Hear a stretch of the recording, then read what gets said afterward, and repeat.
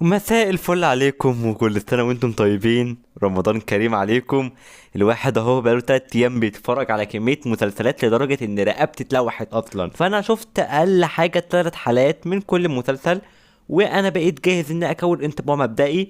ومش هتكلم بنفس الوقت بديتيلز قوي، لان عايز كل مسلسل من دول ان شاء الله اعمل عنه حلقة لوحده ونتكلم بقى عن كل التفاصيل والعناصر اللي فيه اللي عجبتني واللي ما عجبتنيش. ودلوقتي نبدأ مع كل مسلسل ناخد حاجة حاجة كده ونديها انطباع مبدئي. اكتر مسلسل نزل منه حلقات 5 حلقات اتفرجت عليهم سوا. الناس كتير عجبها المسلسل، ناس كتير مش عاجبها. انا الصراحة لا، شايفه مسلسل كويس مسلي في اوقات كتير بتفرج عليه بيبقى اخر حاجة في اليوم، ولكن طبعا مليان مشاكل ومليان قرارات غير منطقيه. ولكن انا هتكلم اكتر بديتيلز عنه في الحلقه بتاعته. ولكن انا مش مفصول منه. الاداء التمثيلي من اغلب الكاست عاجبني جدا الحاله الرومانسيه اللي المسلسل حاططنا فيها والصراعات اللي حواليها. وعمل بايلوت على فكره مش وحشه خالص وتعتبر جيده ويمكن جيده جدا كمان. وطبعا المسلسل ده واحد من اكتر المسلسلات اللي الاودينس مستنياها كلها، فن الحرب بطولة يوسف الشريف، اللي انا الصراحه شفت منه اول حلقه وكانت بايلوت كويسه وايقاعها كان سريع. وده الصراحه استغربته من المسلسل هيبقى 30 حلقه، فعرفت ان السيناريو عنده احداث كتير لسه عايز يحكيها. ولكن هل انا مبسوط لغايه دلوقتي بعد حلقتين؟ لان ما شفتش التالتة الصراحه. مش قوي، مش اكتر مسلسل انا مبسوط بيه. في حاجات كتير مش عجباني، مثلا اللاين الكوميدي، الكاست نفسه اللي مع يوسف الشريف زي اسلام ابراهيم، محمد جمعه، شيري عادل، دنيا سامي، ريم مصطفى. مفيش حد فيهم كاتشي خالص لغايه دلوقتي. مع كمان المونتاج السريع مزعج جدا بالنسبه لي، والموسيقى التصويريه التقليديه بتاعت اي حاجه ليها علاقه بدراما النصب.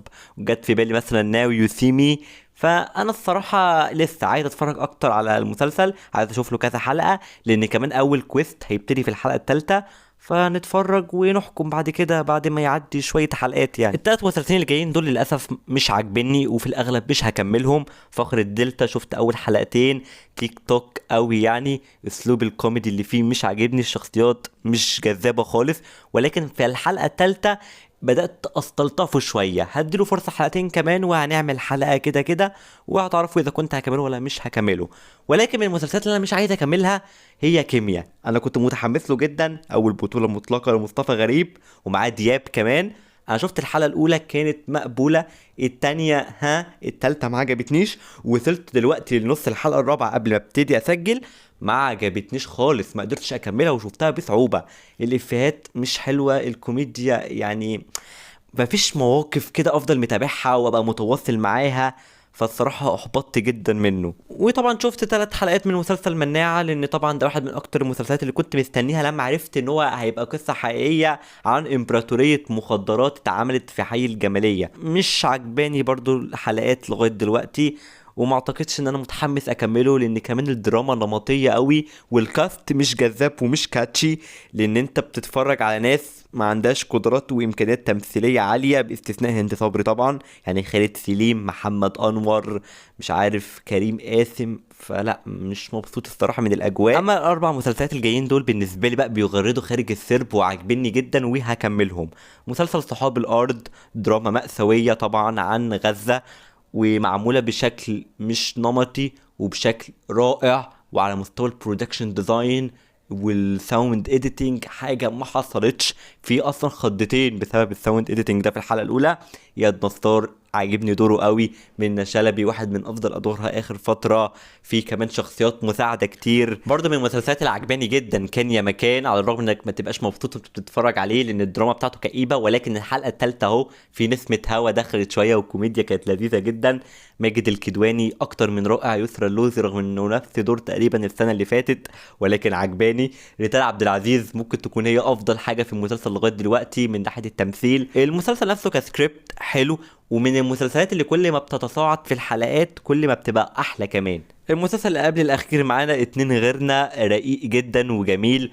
اداء دينا الشربيني هايل. اسر ياسين مش حاسس بحاجه مختلفه منه، ولكن طبعا يظل كاستنج تشويس رائع. اما من المسلسلات بقى يا جماعه اللي داخل معايا دخله قويه، 3 حلقات ورا بعض متكاملين ولا غلطه، عين سحريه من بطوله عصام عمر وباسم سمره. في يا جماعه مبدئيا مباراه في التمثيل ما بينهم هما الاتنين.